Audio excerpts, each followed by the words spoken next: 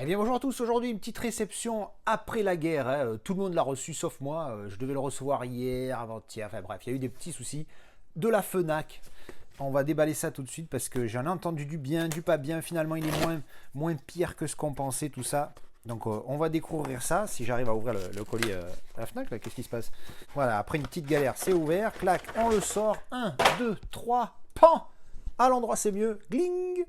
Le fameux steelbook Terminator que je préfère prendre à la FNAC pour deux raisons. La première, c'est parce que la FNAC, c'est français.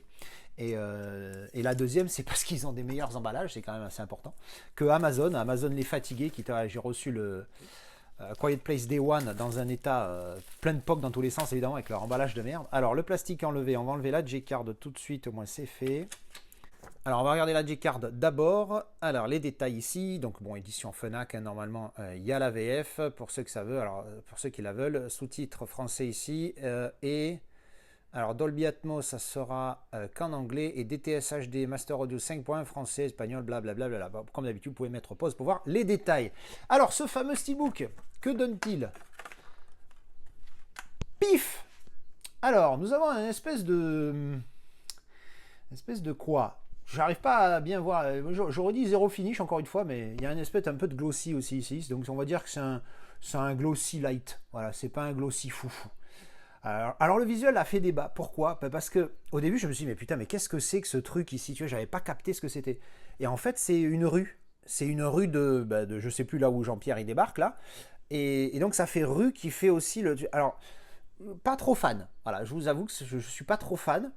Après, le visuel est sympathique, hein, voilà, pourquoi pas. Hein, bon, t'as pas besoin de mettre l'affiche originale à chaque fois. Hein, pour moi, je ne suis pas un hardcore affiche originale.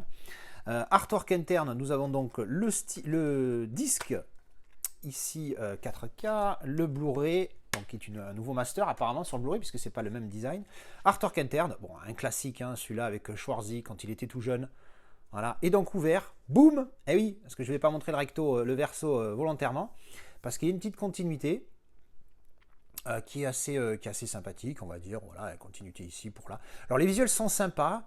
Alors je dois avouer que contrairement à beaucoup de potos qui l'ont reçu, parce que déjà là il n'y a pas de continuité, hein, il y a une continuité là mais ils l'ont pas faite là. Pourquoi? On ne sait pas.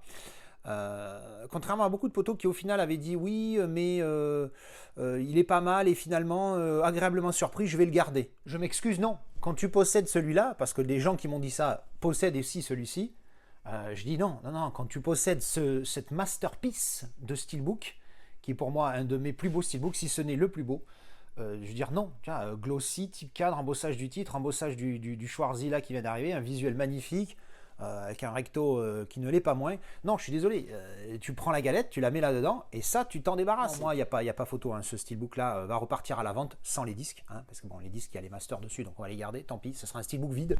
Donc je vais le remettre en vente tout de suite, parce que bon, oui, il est sympathique, mais encore une fois, quand tu as cette masterpiece-là, ou le play.com, qui est une très belle pièce aussi, le play.com avec le Terminator embossé au milieu, et le visuel avec Schwarzy, avec la veste, comme ici, avec un gun comme ça, là, je sais plus trop. Si je trouve un visuel, je vous le mettrai. Donc voilà, c'était la réception du Terminator 4K. Très impatient de me refaire la saga. J'ai une amie qui doit venir à la maison pour qu'on se les fasse. Normalement, ça sera début janvier. Il paraît que le master du premier, là, donc de celui-ci, est très bon.